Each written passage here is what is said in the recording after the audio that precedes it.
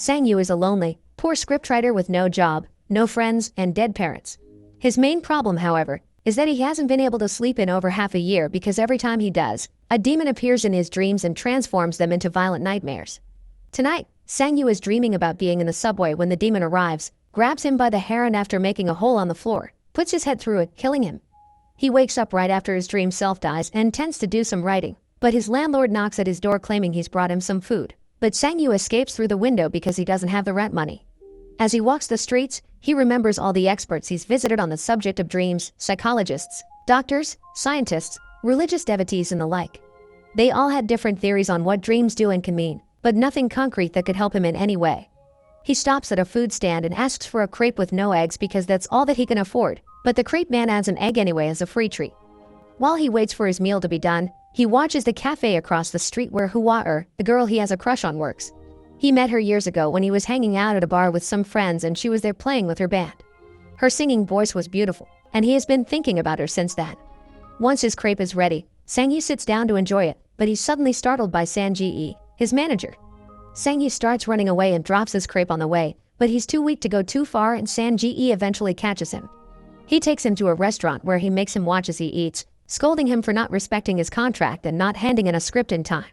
Sang-yu tries to explain his insomnia doesn't allow him to concentrate and write, but Sang-ji doesn't listen and demands for the script to be done in 10 days. Afterward, Sang-yu returns to his apartment only to find it locked and all his stuff in the hallway. His landlord has finally kicked him out. He goes to a cafe to see if he can get some writing done there, but he's too hungry to think and he ends up falling asleep.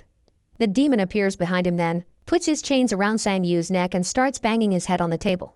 Once again, Sang-yu wakes up in the morning right after his dream self dies and discovers his laptop has been stolen. Having lost his work tool and starting to feel like he can't tell nightmares apart from reality, Sang-yu sends Sang-ji a message telling him he'll kill himself and reunite with his parents. He chooses the roof of the building across Hua-er's cafe and watches her as he steps onto the edge, ready to jump, but the crepe man interrupts him by offering him free food. The man joins him on the roof and while Sang-yu eats, he tells him about people's different views on death and dreams, and reaches a simple conclusion. When Sang-yu is having these nightmares, he should tell himself I'm dreaming to be able to get out of them faster. Sang-yu stays on the roof watching Hua-er until night falls, then he sells his cell phone in order to get some money to buy food. He goes to a convenience store, where he considers stealing some things but changes his mind when he notices he's being watched. The food he purchases is eaten outside the store, where Sang-yu is shocked to be suddenly approached by Hua-er, who shows concern for him. This is too good to be true, and Sang-yu quickly sees why. Hua-er is actually the demon, who starts pushing him against the glass. This, to the store clerk, looks like Sang-yu is having some kind of panic attack. The demon picks up Sang-yu and as he stabs him with his sword, he throws him through the window. Sang-yu holds onto the sword as he remembers the crepe man's advice and reminds himself that he's dreaming, which allows him to wake up right in the middle of being thrown. In real life, he's also flying through the shattered glass, and while he isn't stabbed, he mysteriously finds the demon's sword in his hands. He runs away before the ambulance the clerk called for arrives, and he stays at the park all night, examining the sword and making sure he isn't dreaming again. In the morning, he goes to the flea market to sell it, and all the buyer's eagerness to buy makes him realize he has something valuable in his hands.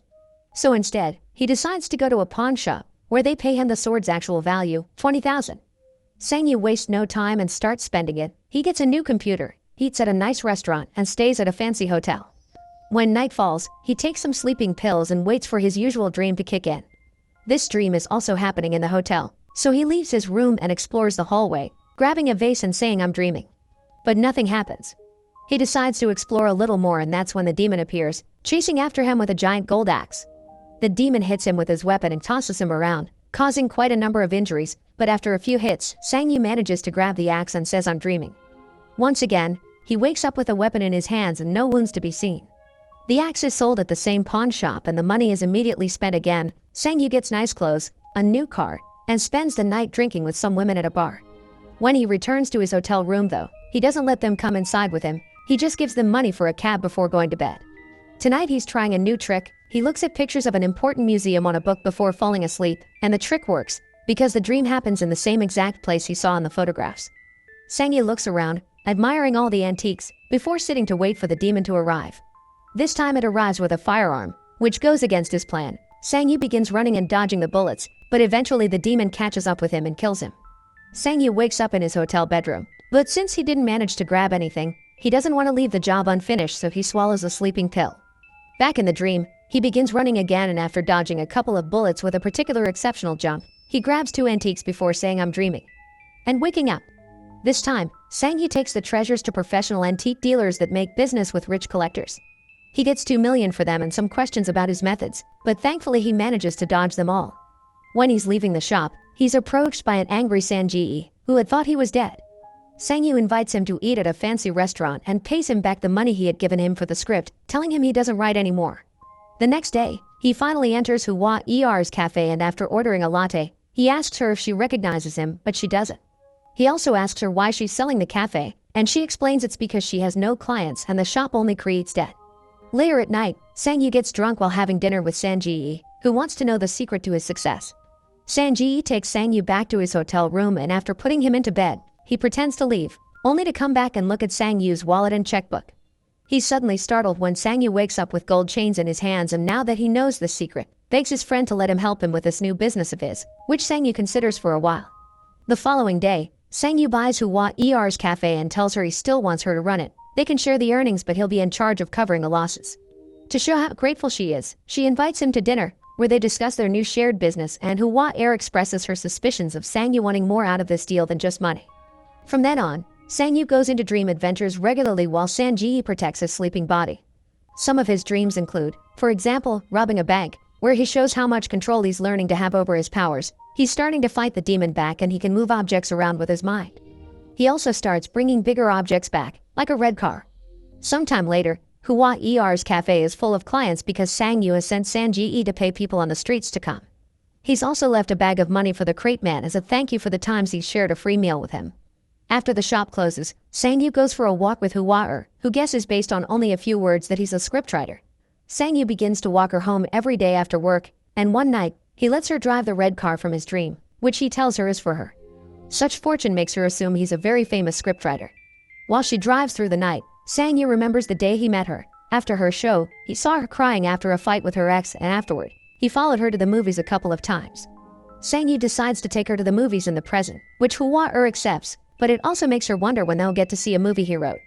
Not wanting to be caught in his lie, Sang-hee writes a script for real and gives it to Sang-hee to read while he dreams. Since Hwa is constantly in his mind, he dreams about being in bed with many copies of her, so he forces himself to wake up pretty quickly only to find Sang-hee crying at how good the script is. Their plan begins then. They sell the script to a movie company, offering them their own money to hire the biggest stars and make a huge success out of it. They even create a special dinner event to commemorate him, and he takes Hwa as his +1. There's even a special presentation that goes over his career, which of course is made up, claiming he wrote many successful movies, but he didn't take credit for them because he wanted to travel and see the world. A couple of days later, during a dream, Sang-hee discovers something very peculiar. There's the body of a monk meditating, and when he tries to take his belt, his hand disintegrates. He doesn't give up though, so once his hand is back, he tries again.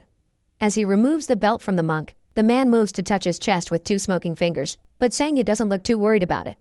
The usual demon doesn't show up, and the treasure and the monk disintegrate too. One night, Sang-hee takes Hwa to the roof where he almost kills himself and shows her a fireworks show he's prepared especially for her. When she wonders if he'll ever disappear in the same sudden way he showed up, he promises her he'll never let her. Afterward, they go to her apartment, and while she refreshes herself in the bathroom, Sang-hee practices a possible confession. However, he finds himself having to leave because suddenly, there is something hitting him on the chest, and when he checks it in the mirror, he sees 2 smoking black lines on his skin. Once he makes it to his place, he ignores the party Sang-hee is having with a bunch of women and goes directly to bed. Sang-hee gets ready to collect tonight's treasure, but Sang-hee tells him it's not necessary. This time he's sleeping alone. The dream makes him appear in a tall empty building with a mysterious figure waiting at the balcony. Sang-hee comes closer and discovers it's a version of his older self that is now disintegrating. When he wakes up, he discovers he has a new scar on his shoulder, and more scars show up as hours pass, all of them matching a spot where the demon had hurt him in previous dreams. The following morning, he goes to see the crate man to see if he has any more advice, but when he's about to arrive at his destination, a van appears next to him and kidnaps him.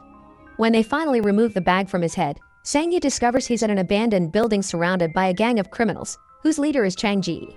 Sang-hee tells them he'll pay whatever they want, and after agreeing on 10 million, he calls Sang-hee and asks him to bring the money over.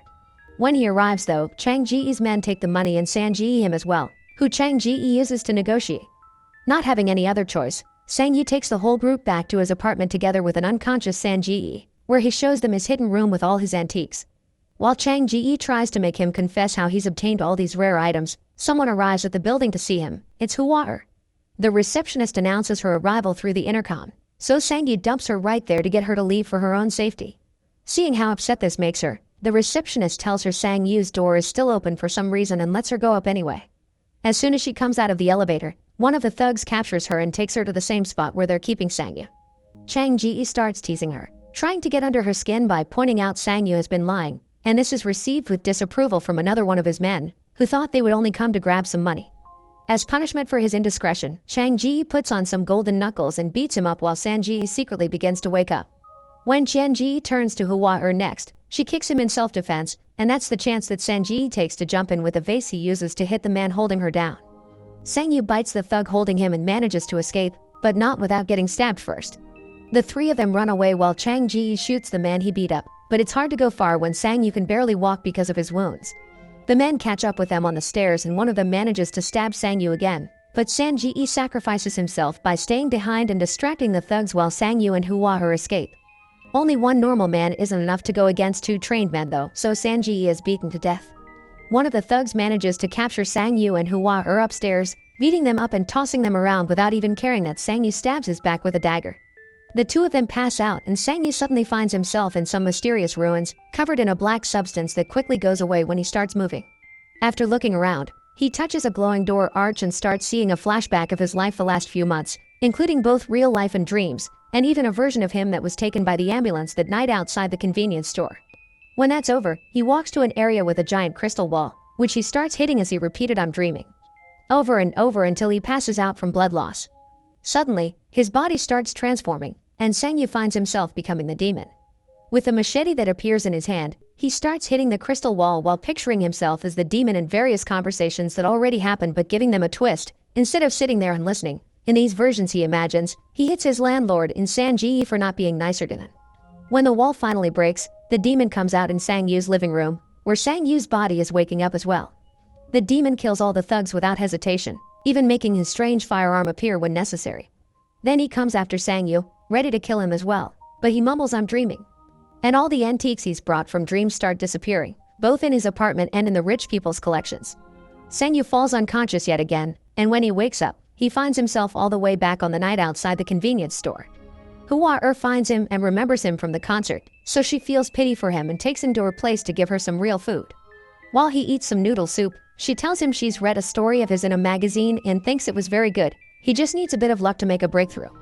Until then, she offers him to work at her cafe, which causes him to break down and start crying while it is revealed that all this time, Hua-er has always known he's been watching her. Sometime later, while they're working at the cafe, Hua-er gives Sang-Yu a gift, a brand new laptop for him to write on.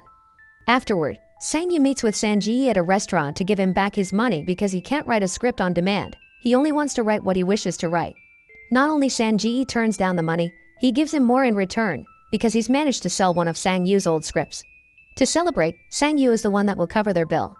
Many days later, now content with his life, Sang-Yu goes to see the crepe man to order some food, so the man takes the chance to give him back his money and shows him a scar on his stomach, because he used to have the same power as well and learned this humble life is preferable. As Sang-Yu listens to his story, the ruins from his last dream appear behind him, and it's revealed the new demon that killed the thugs has been following him since he reappeared at the convenience store.